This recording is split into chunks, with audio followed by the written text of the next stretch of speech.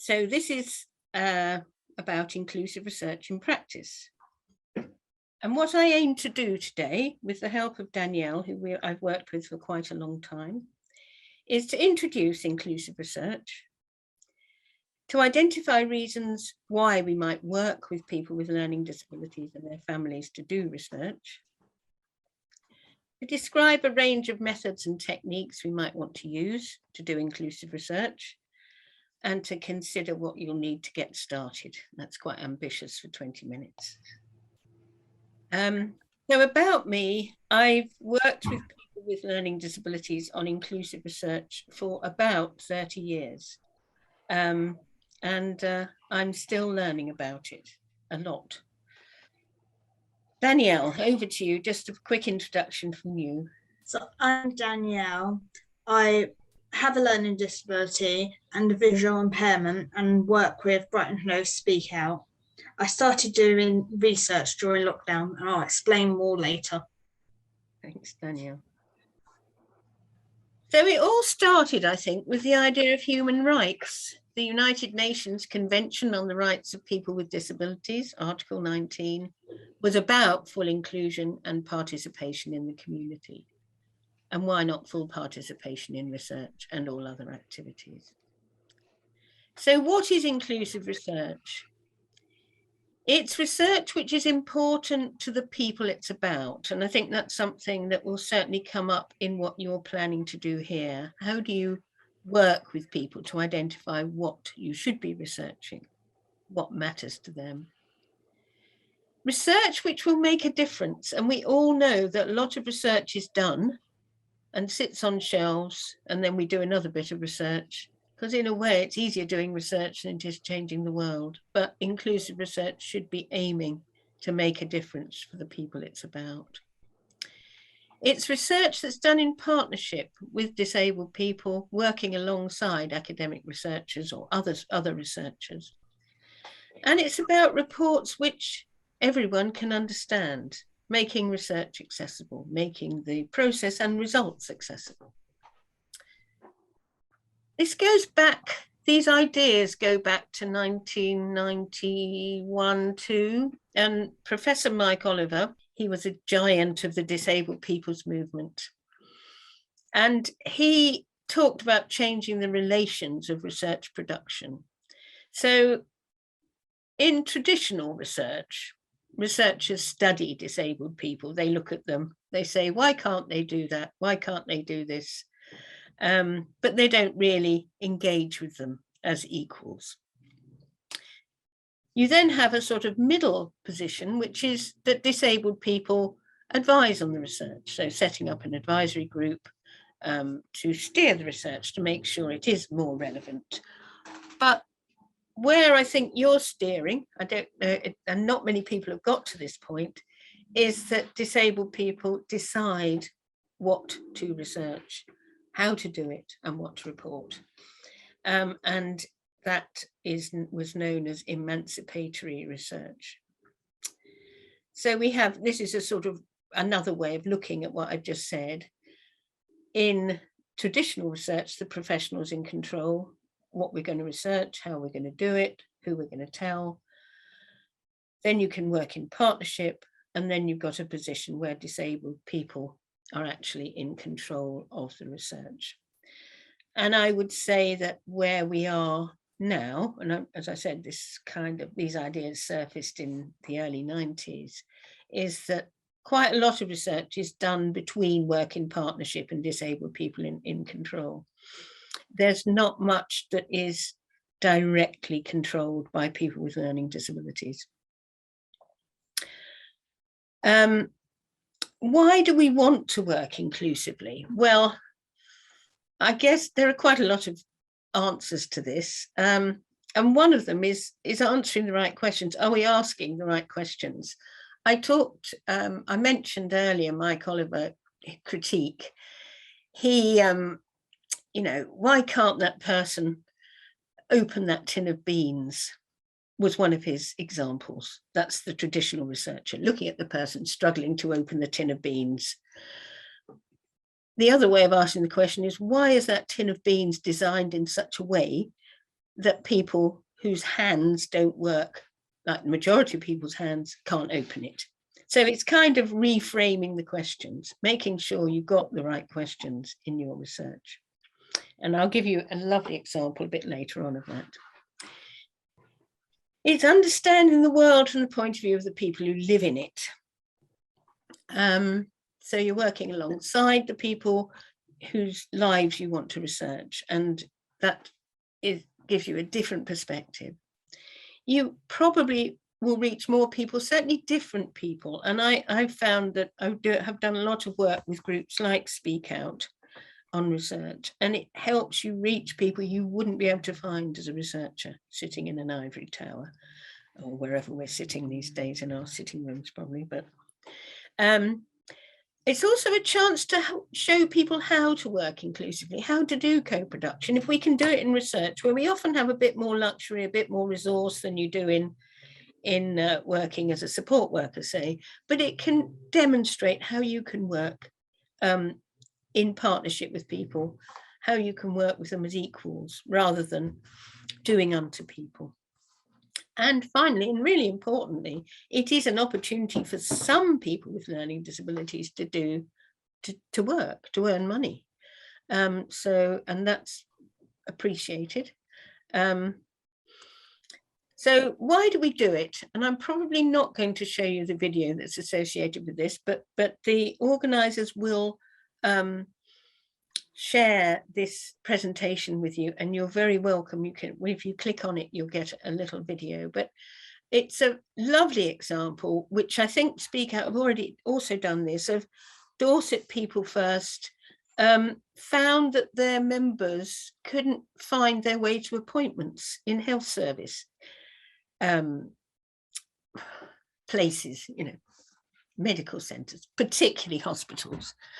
And they did a little piece of work with their members, working with the health authority to look at signing and to revise it to make it better for everybody. A delightful example of how research can be really practical.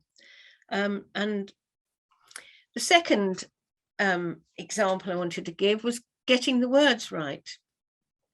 This is one of many examples I could have chosen, is researchers wanted to find out more about people with learning disabilities and dementia.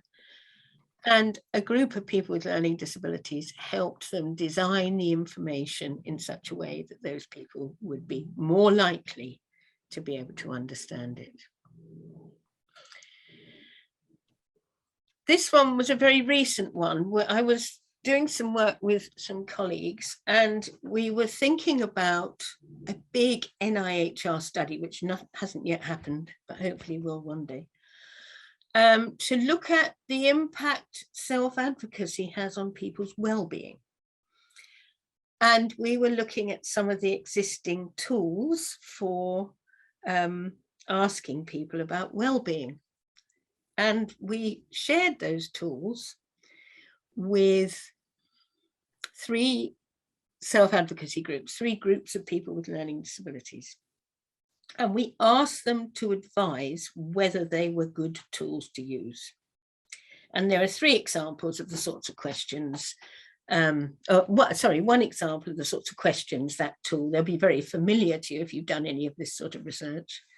I have no problems washing or dressing myself. I have some problems washing or dressing myself, or I have a lot of problems washing or dressing myself. And the self-advocacy groups were adamant that these were unsuitable tools to use. Here are some examples of what they said. Self-advocacy groups will question the use of problems and why there is no question on their strengths. Second one, it felt like a bit like a PIP, a benefits assessment, which made it difficult to answer because there you have to say you find things difficult. So you have to say you find things difficult, so you get your PIP. So you might do the same, even if it isn't difficult for you, because a researcher is asking you those questions. The questions seem to be based on the medical model of disability, and there was concern about the possible impact if a person has poor self-esteem, that it was actually going to highlight for them the level of their problems and basically we decided these were not suitable tools and we needed to work with self-advocacy groups to find better ones. For this example, I'm going way back to 2003 to 5, when there was a national survey of people with learning disabilities funded after Valuing People. Some of you might remember those days. Eric Emerson at the University of Lancaster and a market research group and Central England People First won the contract. And they really pioneered some of these quite familiar techniques now. You can see the emoticon there, asking people to signal the level of happiness. But the example I found really interesting was that now at the time, early this century, direct payments weren't very common. We knew that they weren't very common. Not many people were getting them. But a lot of people had ticked yes, they were getting direct payments. And the research team couldn't understand that. Why they said they were when we know that not many people are getting them. And it turned out that people understood direct payments as being payments direct from your bank, not direct payments that as a way of paying your benefits. So the Central England People First were able to correct them and explain why they had that apparent anomaly. And I think we can see that inclusive research has sort of permeated other areas. So experts by experience and quality checkers, you might well have come across them in your work. People with learning disabilities being asked to check the quality of services, and it's based on the similar assumptions to inclusive research. People with learning disabilities have the experience they can draw on when looking at services. People who use services are more likely to open up to them, and it provides paid work and builds people's skills and confidence. So just a bit on methods. There's so much to learn, but I'm just scootling through a few here. The easy read and plain English, you're probably all pretty familiar with. The idea that you need to put things in plain English, use pictures, nice unambiguous pictures if you can. And this is a lovely example by Irene Tuffrey-Wine and her team. She's done some amazing work on cancer and people with intellectual disabilities, learning disabilities. And my work with the Open University, we've done a lot of accessible consent forms, and here's an example. We have plenty of examples if you need any. Focus group, I worked with Alan Armstrong, who's not me, it's the one on the left. He was a really, really excellent self-advocate researcher. And he and I would work together running focus groups. So he'd be my bridge to the participants.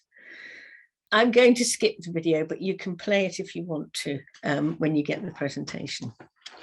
One of the things Alan and I found very useful was dot voting, giving people little coloured post-it notes and asking them to say which things they agreed with.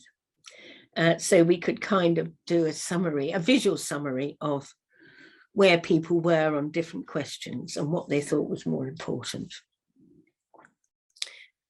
And we worked quite hard on our prompt sheets. We developed picture prompt sheets for people, questions, and we checked them out with a self-advocacy group. We spent an afternoon together going through them and before we used them. I think mobile interviews are really interesting. Sue Ledger was at the time my PhD student, and she was working with people with very significant limited communication. And she was trying to build up a picture of their lives And she found that driving them round to the places where they'd lived prompted memory, and was able to use the photos and the process of the mobile interview to do a life map for them, which was an asset for future planning, for future transitions, and something the people felt very proud of having, felt pleased to have a picture of their lives. And another PhD, Liz Ellis, wanted to understand the experience of people with learning disabilities in Cornwall, rural Cornwall. And she worked with 4 people to understand their lives by going around with them, by just being with them for 4 or 5 different lengthy outings, and recorded what they were saying about their lives as they lived them.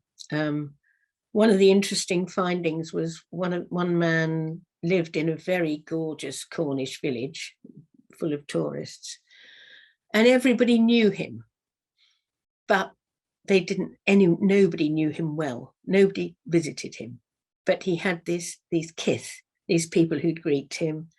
It might be the chemist or the librarian or just people walking their dogs. The locals seemed to know him, but it didn't go very deep.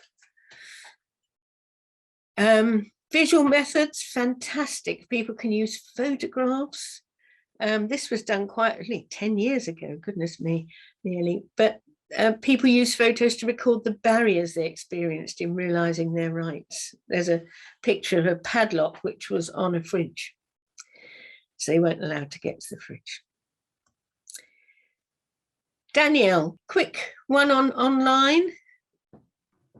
When I started doing a research with Jan, we didn't meet each other, so it was all online basis, interviewing online, and like all communications online during COVID. So that was interesting. But people with learning disabilities didn't get online, so it was quite hard for Speak Out to communicate with them. So we phoned them up and talked to them. Thanks, Danielle. So I think we were able to do quite a lot online, weren't we? You and I. And the project we were doing, we're interviewing early leaders of the self-advocacy movement. We had no money. It was unfunded, and there's no way we could have done it without using online. So if you're going to do this, who do you do it with? And that might be the big question, I think, for your initiative here. Because self-advocacy groups, community interest companies, user-led groups, they're the bedrock, really, if you're going to do inclusive research. You can do it with individuals, but I've always found working with a group is preferable in that it redresses the power imbalance quite well, usually. So a good group, a good self-advocacy group or user-led group is a really important asset. It provides practical assistance, helps you reach the people you need to reach, and they're partners for people who want to pioneer inclusive practice. I'm going to end with Learning Disability England's Principles of Inclusive Research. These are not quite finalised, but they're virtually there. And these are, so I thought it'd be quite helpful as a summary of what my talk's been about, really, to just go through these quickly. So the principles are: we'll work alongside self-advocates and/or families to decide what to research. We will prioritise research which matters to self-advocates and families. We will involve them in doing the research as advisors and/or as co-researchers. Nobody should be excluded, so we need to work hard to make sure that people with different needs and from different backgrounds are included. Where we have a budget, we will seek to pay people properly. Where we don't have a budget, we need to find other ways to thank people for sharing their time and knowledge. And we'll make payments in ways that don't disadvantage people if we possibly can. For example, the benefits loss. We will learn together how to do research. We will support each other. We'll invest in developing people's skills. So it's not just the academic researcher, the trained researcher training the other. It's a mutual thing. It's a two-way thing. We will share what we find out in accessible ways. We will consult with our partners before we publish. We will recognize people's work in everything we produce, and we will plan how the research can help people with learning disabilities and their families get better lives. And that's the end of my talk. It's been a bit of a dash, but hope you'll forgive that and you'll be able to look at the presentation in your own time after this session. Thank you.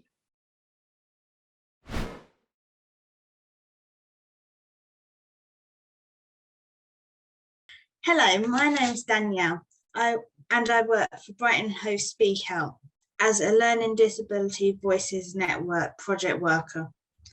Speak Out is an advocacy organisation that lets people with a learning disability speak up and about things that matter to them. Speak Out supports. I started doing research just at the beginning of the pandemic. The first bit of research I started with was on YouTube. It was a video series called Speak Out with Danielle. This was an interview series of people with learning disabilities to be able to let other people with learning disabilities know that they are not alone and give advice about how people have coped. I interviewed people from the UK and even someone from America who owns his own sock company. The second research I've done was different to the first one. I got invited to help out with a research project with Jan called 50 Years of Speaking Up, England Towards an Important History. This project really changed my mind about how hearing from people with a learning disabilities past and letting other people know about it. The third research I'm helping out with at the moment is called COVID Stories, which is interviewing people with learning disabilities about how COVID was for them. We have been recording people about their stories and seeing all the different stories about how COVID was for them. There will be an exhibition of the stories afterwards. So now I'll explain why doing research is important to me. Before the pandemic, I didn't have any idea about why doing research is important. I started to realise as I started doing Speak Out with Danielle and hearing the stories of people's experiences of COVID, I thought this is quite important and made me want to do more with interviewing people. Then when I got asked to do the research with Jan, I started interviewing the people for the research. Every time I thought to myself, this is really important and more is needed to be done. People with a learning disability needs to tell their stories and tell the younger generation about how life was for them back in the day and how it's changed. So in Speak Out, our current issues that have raised in the drop-in and by staff members that would be important topics what they would like to have researched are community support, mental health, democratic rights, access in the community, and LGBTQ plus rights. Thank you.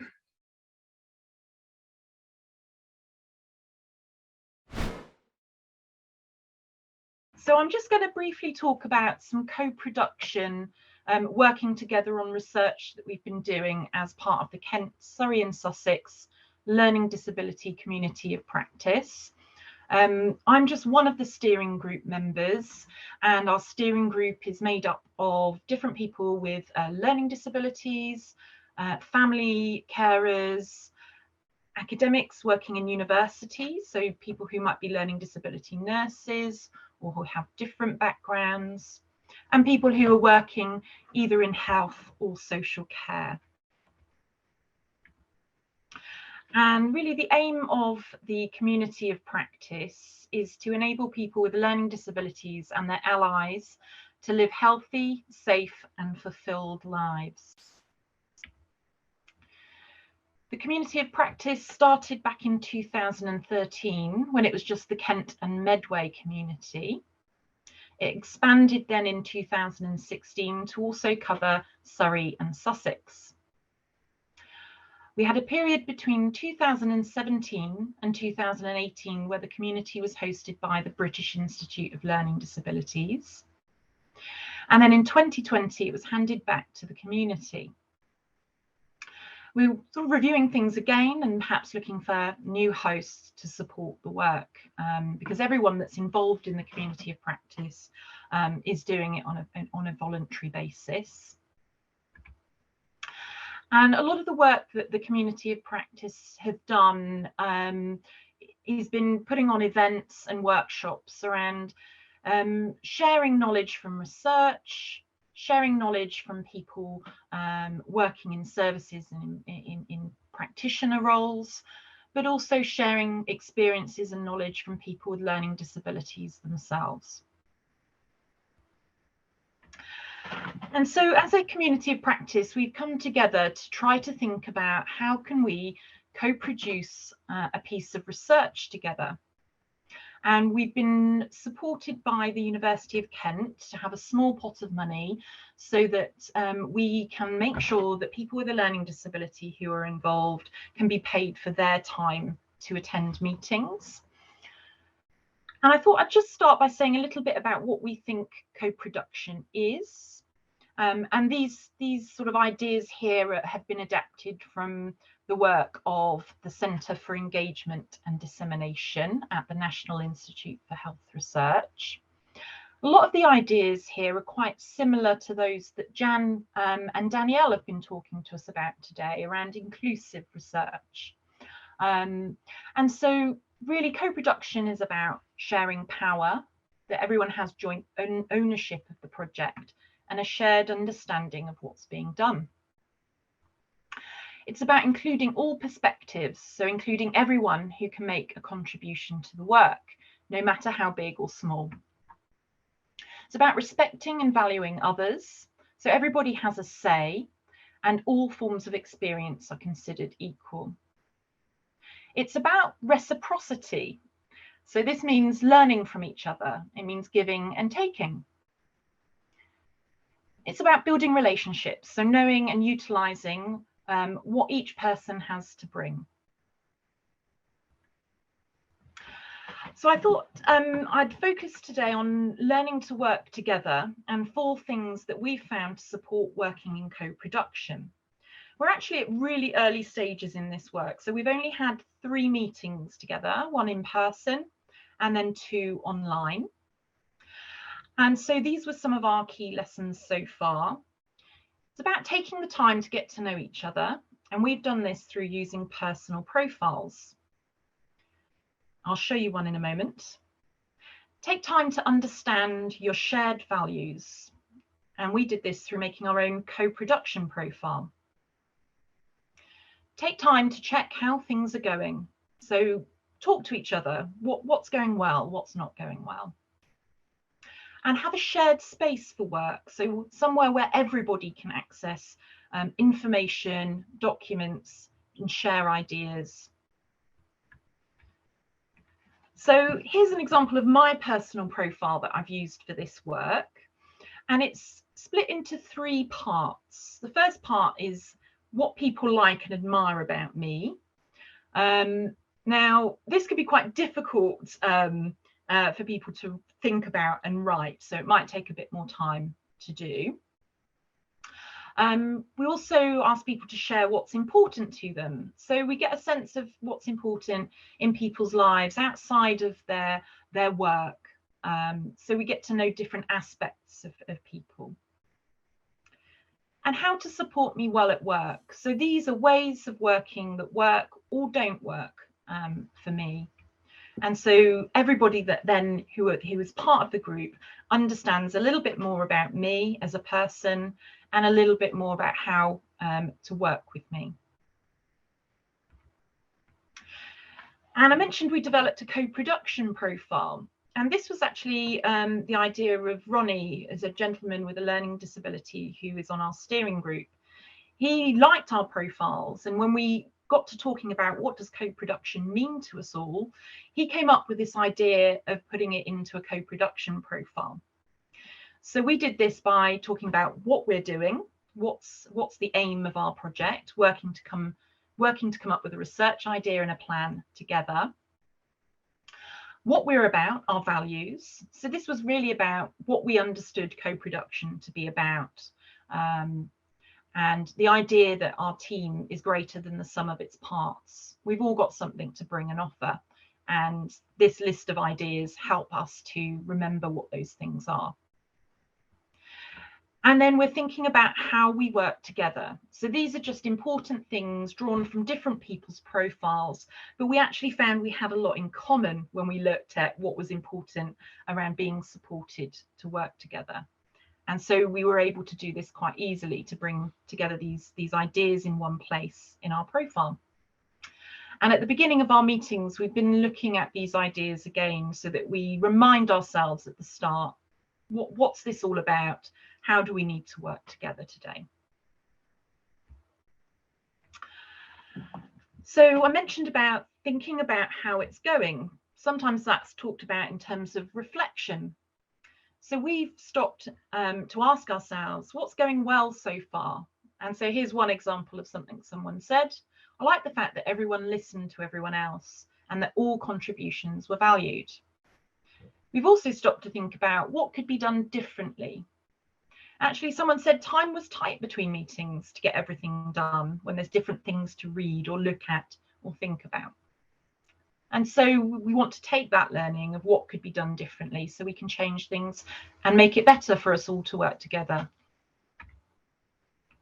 I mentioned about having a shared space for work, and we've been doing this using something called a Padlet. So you can see on the left-hand side, we've got a document there with all of our profiles in. We've got some other things there, useful things to share, so information about co-production and what that means. We've got our co-production profile, and then we've got an area for sharing ideas. And you can't see it on this picture, but for each meeting, we also put our agenda and our notes from the meeting in one of these columns as well. And it just helps everybody be able to find things. Again, Jan mentioned about the kind of visual references being important, so people can see what the document looks like and whether that's the one they need. And what next? Well, we've been talking about recently the Learning Disability England Good Lives Building Change Together framework. And in the same way that Danielle talked about some of the priorities for Brighton and Hove Speak Out advocates, Good Lives talks about a framework of what's important to people with learning disabilities in order to have good lives. And so we've started to think about the different ideas that Good Lives shares with us, and whether any of these are things that we could take forward for our research ideas. We've stopped and paused a little bit to think about what are the priorities and whose priorities are they. I think we've heard today about people who often get excluded or aren't part of these conversations. And so we want to think about how can we develop better partnerships for research, and how can we understand more about people's priorities for research. And so we might then work on a number of different projects with different groups of people rather than developing our own. And so this is maybe a little bit of a change in direction from where we started and where we thought we'd go, having this blank piece of paper to come up with a research idea and actually saying, not sure we're quite ready for that yet, or we want to understand a little bit more about what people want from research and to work on those ideas as a group and maybe build teams with more people.